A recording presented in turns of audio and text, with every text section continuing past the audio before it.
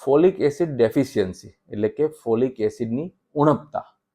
Folic acid ઓછું હોય તો શરીરમાં શું શું લક્ષણો થાય કે શું ડિઝીઝ થાય તે જ જાણીએ.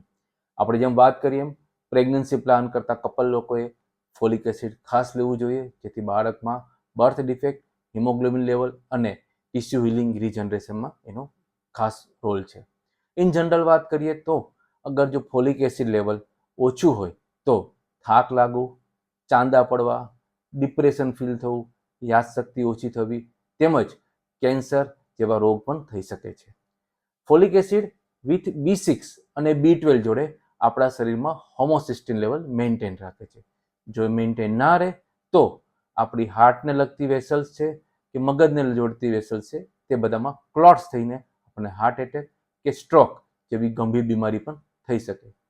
તો ઇન જનરલ ફોલિક એસિડ દરેક જગ્યાએ ખૂબ જ ઉપયોગી રોલ છે. સો એને લેવું જોઈએ. એ આઈધર ફૂડમાં લઈએ કે પછી આપણે સપ્લિમેન્ટ લઈએ. Thank you.